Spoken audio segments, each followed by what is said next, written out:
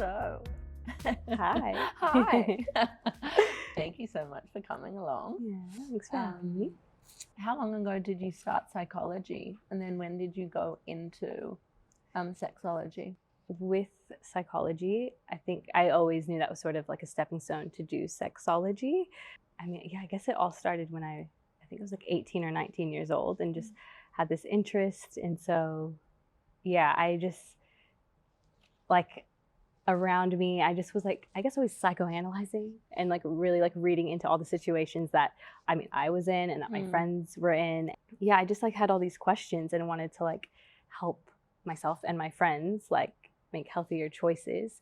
That I guess, that so that we could have sexual experiences that actually felt good and that like added to our life, not like took away. Anyway, so that was kind of, I guess where my Did you find started. all of your friends coming to you to chat? Yes, yeah, even in high school. I would always want to talk about sex. My parents were really open about sex growing up. And so that's cool. Yeah. So I think that actually, as well. It was just always sort of an open conversation. Topic. Yeah. And so I did my bachelor's in psychology and then my master's in sexual and reproductive health here in Sydney. So I studied my bachelor's back home and then did my master's here. Holistic sexuality and the sexual self. Talk to me. Yeah, so it has to do with our mind, body, our heart, soul, spirit. Yeah, it has to do with all of those things. And I think when we look at sex and just think of it as just like a merely physical thing, like we're missing out on so much richness and goodness that it can bring ourselves and our relationships. So all of those factors make an impact on who you are as a sexual being. And so the sexual self, that has to do with the attitudes and the beliefs that you carry.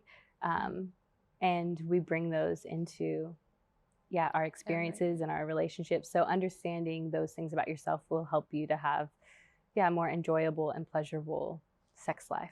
I was thinking about it this morning and someone said to me, it's your sexual ecosystem. Yeah. Like yes. I love that term. Many parts of one thing. Yeah. And I think that resonated with me the most. Yeah. Because it is. Yeah. And it's so important. Yeah. I don't think I've ever looked at it that way. Yeah. And I think when you think of it like a sexual ecosystem, that also that broader image, you think of the influences of our sex, our sexuality, our beliefs, and our attitudes. So the ecosystem has to do with like culture, religion, our education system, family, medical system. All of those things also are influencing and kind of informing our sexual beliefs and attitudes. Yeah, so all of those things impact like who we are, in even like our desires or our sexual blocks that we have, like all of these experiences. So that brings me to ask trauma. How does that come into the fold and how does one get over that? Yeah, I'm not, because I'm sure people wouldn't even realize that they've gone through something small that impacts. Yes, I think that's like a really important point to make, is that sometimes, sexual trauma, it is more obvious things, assault and rape, and has a huge impact on, your personhood. And it, like people can heal, but it will take time. And for every person, for some people, it could be talk therapy. For some people, it could be through movement. There's different things, and that is a journey for people to go through. But the point that you made, sometimes trauma is being exposed to porn, or, I worked with someone who their parents caught them looking at porn at a young age, and then their entire response to it was shame, shame, shame, and that person just closed up.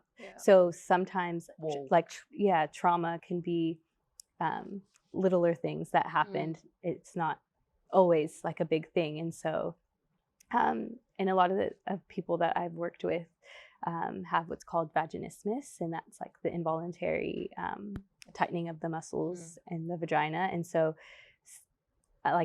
mentally in their head, they want to have this experience, but their body is trying to protect them and shutting off, and they're not able to you know, have intercourse or penetrative sex. So trauma's that's really big. And I think reading your incredible article in Push, it's not just women that go through it.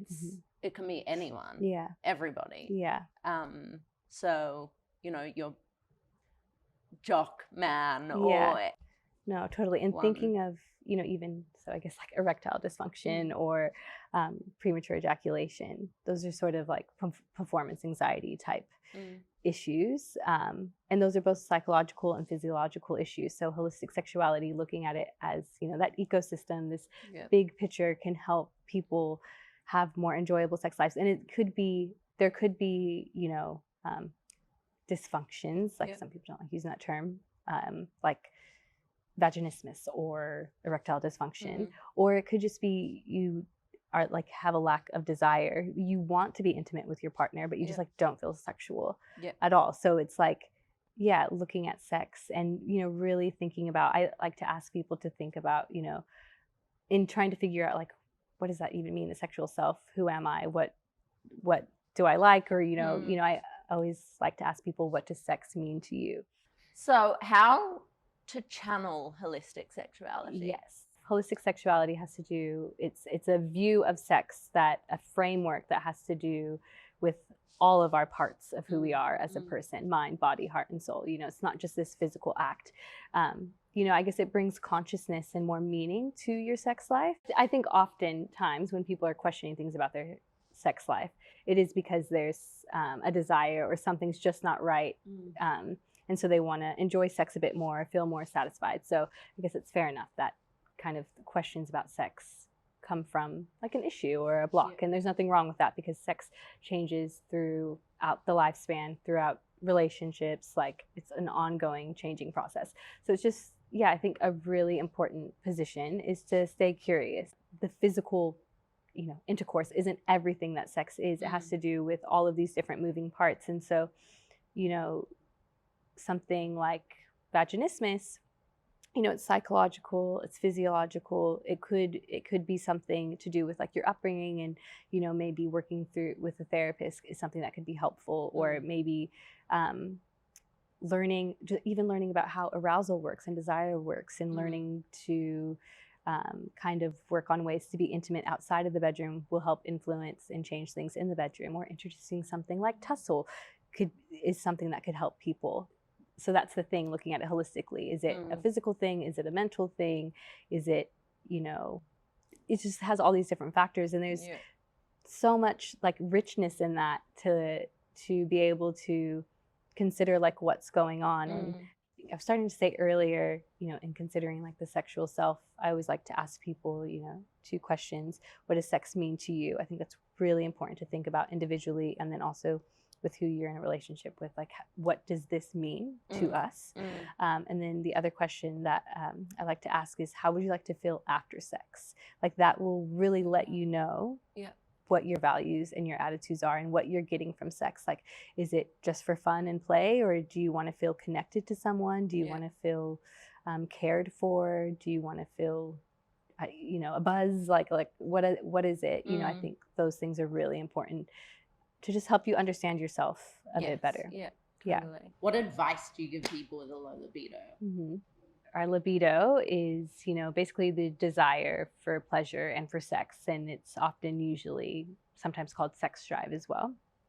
And it's influenced by so many different components. And I think, you know, the main drive, or, you know, people's desire for sex or their libido is for wanting, you know, emotional connection, or to just feel pleasure, for fun, to feel connected. Like there's so many different reasons why people desire sex. If you're experiencing like a low desire for sex and sex drive, I would say like the first thing to kind of develop a pleasure practice, and, you know, be really intentional about your pleasure and desires. And I think that even doing things that aren't necessarily sexual are important. I mean, I guess in a sense they're like sensual. So, you know, just even like taking time for yourself, doing little things, you know, sort of things that you would say like guilty pleasures, just kind of like indulge yourself, like, you know, people could feel guilty about having a croissant. Like if you really want a croissant, have a croissant and enjoy that. Like these little things that bring us pleasure, listening to music, laying in bed for a little bit longer, taking a walk, like pleasure in all areas of your life is going to influence like your sex life and like your posture when you're coming into sex. Yeah, that is obviously such a broad topic because it could be someone could be on certain medications. That could be what's making their sex drive low. It could be undealt with trauma. It could be, or it could just be that you're comparing to your partner who has a high sex drive, and there's nothing wrong with having a higher sex drive or a lower sex drive. Everybody's different. It's just learning how to navigate that together and to stay curious. I think prioritizing like intimacy and erotic time is also another tool that people can use to reconnect. And I think erotic time. Yes, erotic time. You know, it's just like talk to me about that. I've never heard those two words put I together. think just a time in the week or whatever where you are prioritizing and going like to commit. scheduled sex. Scheduled sex. Love Yeah, that. and I think there's erotic time. Love that. We're rebranding that scheduling sex erotic time. No, but because it is really important to your well-being and to the like health and well-being of your relationship to have pleasure and intimacy and eroticism. Okay, so ways to get sexual energy flowing if you feel like you're in a rut. Yeah, being slow with yourself and the guilty pleasures, like reframing that.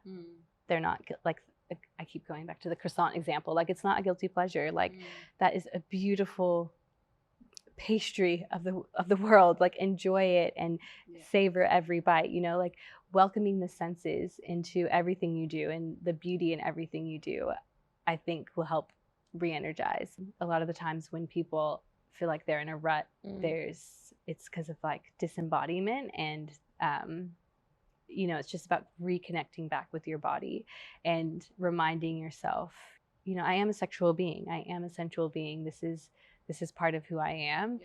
How many times a week would you say you'd have to masturbate to increase your libido? I don't think there's a set number. And I know that I think that would be the easiest answer, if it's just like, tell me exactly what to do. It's going to be different for everybody. But I think it's important that you set time aside. And I think you could start with just, set a goal for yourself. What do you think is reasonable? So maybe like once a week, you're going to do it. I even think sometimes it's really good for like non-sexual touch. So like when you get out of the shower, take time putting on your lotion or your oils, like just take care of yourself. Like, so I think all of that will help increase your like desire and your libido.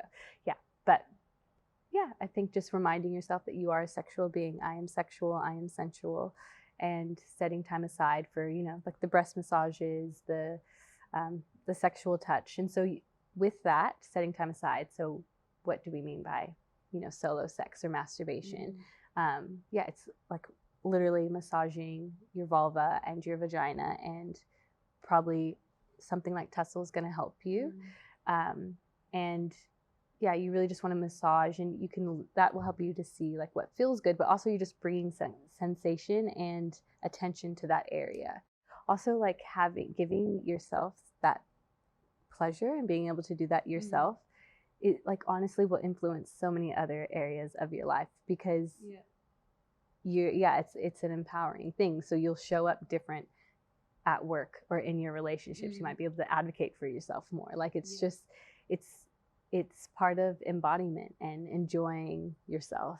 And I think that shows and impacts your life in many ways.